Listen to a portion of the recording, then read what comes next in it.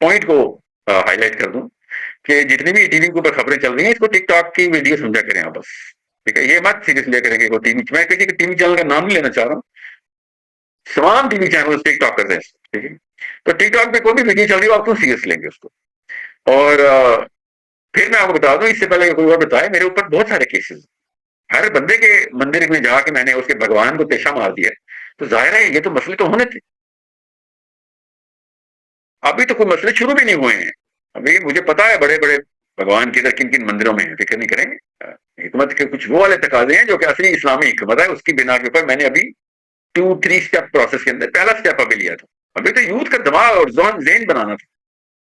ابھی چھوٹے چھوٹے بھگوان توڑے ہیں اور دیکھیں ہر طرف آگ لگی، ہر طرف، لیفٹ میں بھی رائٹ میں بھی، ہر طرف، چاہے وہ ڈانسر ایکٹر سنگر ہے اس کو بھی آگ لگی ہوئی ہے، چاہے وہ ڈاکٹر انجینئر وکیل ہے اس کو بھی آگ لگی ہوئی ہے، چاہے وہ کالی پیلی نیلی پگڑی والا اس کو بھی آگ لگی ہوئی ہے، یہ تو ہوگا، یہ چھوٹا معاملہ تو نہیں ہے۔ مجھے اطمینان اس بات کا ہے کہ اللہ کے نبی صلی اللہ علیہ وسلم نے حدیث ارشاد فرمائی کہ جب اللہ تعالیٰ کسی سے بھلائی کا فیصلہ کرتے ہیں اور جب اللہ مسکراتے ہیں کسی کے لیے تو دنیا اس کے لیے سخت کر دیتے، تو یہ تو بہت ہی بڑا واقعہ ہوا ہے، یہ پہلی دفعہ علی بن ابی طالب غزوہ احزاب میں تیروں کی چھایا کے نیچے بیٹھے ہوئے تھے سارے صحابہ، تیر اس طرح برستے تھے کہ سورج کی نا کرنیں زمین پہ نہیں پہنچتی تھی، انہوں نے پوری کیولری نا سٹی ایسے کی ہوئی تھی کہ اندھیرا کر دو مسلمانوں کے اوپر، تو ایک منافق علی بن ابی طالب سے کہتا ہے کہ آپ مسکرا کیوں رہے ہیں اس طرح اس حالات میں، اتنا سخت غزوہ بائی دا وے مسلمانوں کا، اس سے سخت صحابہ کہتے ہیں اس سے سخت وقت نہیں ہم نے دیکھا تھا، اتنی اسٹریس تھی، تو وہ کہتا ہے او علی بن ابی طالب میں نے تو باتھ روم جانا ہے، وہ باتھ روم نہیں جا سک رہا ہوں، اور آپ لوگ کہتے تھے، یعنی کہ نعوذ باللہ اللہ کے نبی صلی اللہ علیہ وسلم کے بارے میں کہتا ہے کہ محمد تو کہتے تھے کہ کیسر و کسرا کے دربار کھلیں گے ہمارے اوپر، اور ہم تو یہاں پہ یہ دیکھو میرا یہ حالت ہوئی، تو یہ صلہ ملا تمہارا ساتھ دینے کا اور تم اگر مسکرا رہے ہو، تو علی بن ابی طالب نے کہا کہ یہ مسکرانے کا ہی وقت ہوتا ہے کیونکہ اللہ تعالیٰ نے ایک انڈیکیٹر کلیئرلی بتایا ہے کہ اسلام کی راہ جو ہے نا کٹھن، مومن کو مصیبتوں سے ٹیسٹ کیا جائے گا۔ شافعی رحمۃ اللہ نے کہا کہ اگر آپ کی راہ ہموار ہے تو سمجھ لیں وہ اسلام کی راہ نہیں، اتنا سمپل۔ عثمان بن عفان رضی اللہ تعالیٰ نے کہا کہ 1 سال تک اگر آپ کے اوپر مصیبتیں نہ آئیں تو یہ سمجھ لو کہ اللہ تم سے سخت ناراض ہے۔ علی بن ابی طالب نے کہا مومنین کو اللہ تعالیٰ ٹیسٹ کی مصیبتوں سے کرتے ہیں، یاد رکھیے گا، یہ تو کوئی مصیبتیں ہیں ہی نہیں، ابھی تو ان لوگوں نے میرے خلاف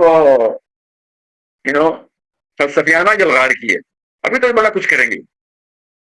اب دیکھیے گا ابھی آگے آگے ہوتا ہے کیا۔ اللہ تعالیٰ آسانیاں دے، مشکلات کی دعا نہیں کرنی چاہیے،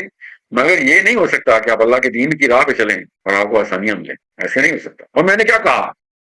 سوچا ذرا ان کی تہمتیں، میں نے کیا کہا، تلوار اٹھاؤ گولیاں چلاؤ، کبھی کہا میں کہا لا میکرز بنو، سیاست میں آؤ، قانون اپنے ہاتھ میں رکھو، قانون بناؤ، don't break the law, remake the law. Nawaz Sharif کے بیٹے کو یہ تلقین کرو تو کیا بات ہے، سیاست میں آ رہے ہیں، امپاور کر رہے ہیں، مریم نواز کرے تو امپاور، بلاول بھٹو کرے تو امپاور، اور جب مسلمان ہے مسلمان سے کہے تو جی یہ اینارکی پہ آ رہا ہے، سیاست میں اینارکی، اصلی سیاست نبوی سیاست ہے، اس میں لے کے آنا۔ Real lobby has to be created. The real Muslims who have real IQ, a real world view, through real literature of Allah, Allah's book and Allah's Prophet sallallahu alaihi wasallam. That's the one line mission and vision. اس mission کو پورا کرنے کے لیے تھوڑا وقت لگتا ہے مجھے پتا، تو ان بچوں کو وقت لگاتے ہیں جو اس وقت اسکول کالج میں، انہیں کو تیار کر رہے ہیں۔ سو جب بھی آپ کو یہ اس طرح کے خرگوش نظر آئے نا کہ ساحل صاحب یہ کر کے تمہارا بندہ تو چلا گیا، میں حیران تھا کہ میں نے جب پچھلا میرا کیس ہوا تھا اس کے اوپر جب فزیکل اسالٹ ہوئی تھی، میرے لائرس کو بھی فزیکل اسالٹ ہوئی ہے، میرے لائرس کو کورٹ کے باہر پٹائی ہوئی ہے ان لوگوں کی، ساحل کا کیس کیوں لے کے آئے، ٹھیک ہے، تو تعالیٰ ان کو استقامت دے، they are the real brave soldiers of my team. But میں نے اپنے لوئر سے کہا، اور میں اگر اس سے پہلے کہ میں لیکچر دیتا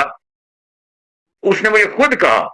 کہ سر آپ ٹھیک کہتے تھے کہ مسئلے تو آئیں گے، آپ نے نہیں ہلنا ہے نا، سر میں نہیں ہوا فکر میں، میں تو تیری تیمارداری کی بات کر رہا ہوں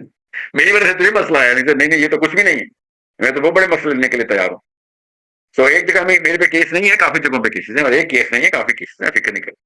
یہ بڑے